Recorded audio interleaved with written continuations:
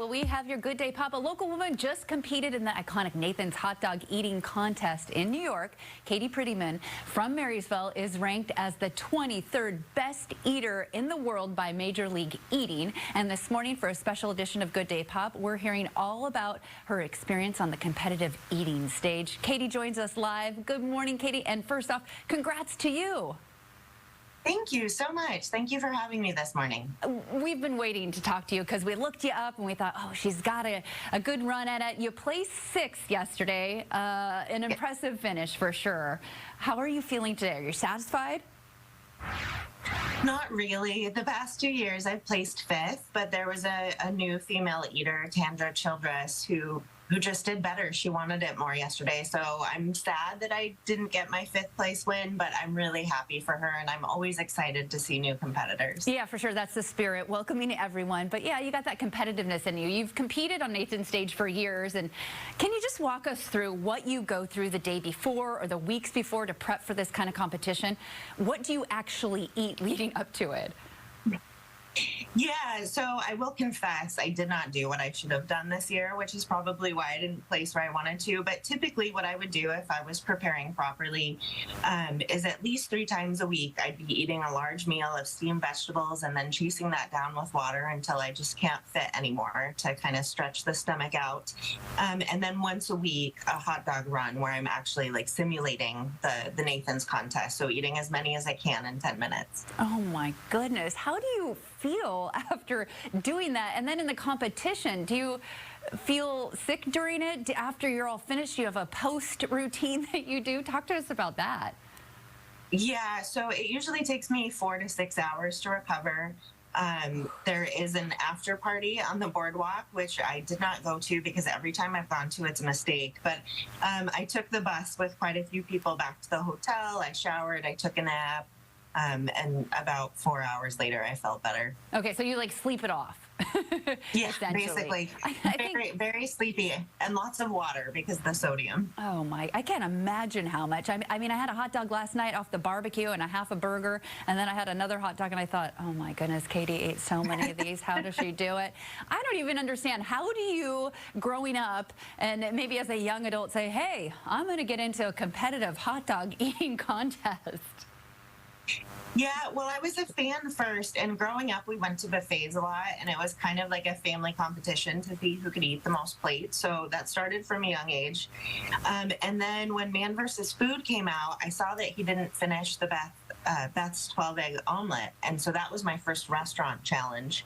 And then I became a fan of competitive eating, and I thought I should try this, and I can meet all these people that I love so much. Oh my gosh, that's so interesting. I have to know a little bit about your technique, though. Can you talk to us about that? You get up on stage. Do you have nerves? Does your stomach actually get like a little bit of butterflies in it? And then do you weight it down with water, the bread? Are you that kind of person and then just kind of shove it all in? Or what's the technique? Yeah, so I always get anxious before a contest, and that's why I tend to not do as well as my practices at home because there's so many people in the crowd, right? But once I get down to it and they've counted us down, I use a pretty traditional technique. I varied it a bit this year, but you basically snap the hot dog in half, you eat that, and then you dunk your buns. So I actually split those in 2 and dunked them at the same time, so it was easier to get those down this year. Now, can you go through and just kind of eat all of the hot dogs first and do that, and then try to continue to, you have to do one at a time? You have to complete one at a time. It's really hard for them to adjudicate if we're not like sticking to that plate and eating one hot dog at a time. Okay, wow. You can technically, some eaters will eat like 2 hot dogs and 2 buns, but if you haven't completed the hot dog and the bun, it doesn't count for a whole hot dog. Oh, wow. All right, so Major League Eating recently banned Joey Chestnut, you know this, who won 16 of the last 17 Nathan's hot dogs eating contests after he partnered with Impossible Foods. So the decision shocked fans all over and made headlines. How do you feel about his absence? Does it give someone kind of another opportunity to kind of move through this eating contest? I was honestly so excited. So this was my 7th year. And I love watching Joey. He's amazing. We all know he is amazing. But all 7 years I've done it, he's won, right? So this year I didn't know which male eater was going to win. And so it was a really fun contest.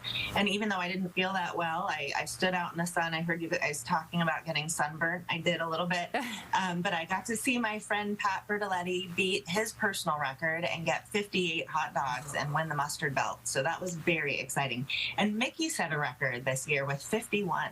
Oh my gosh, I'm still trying to decipher how you get that much into your system.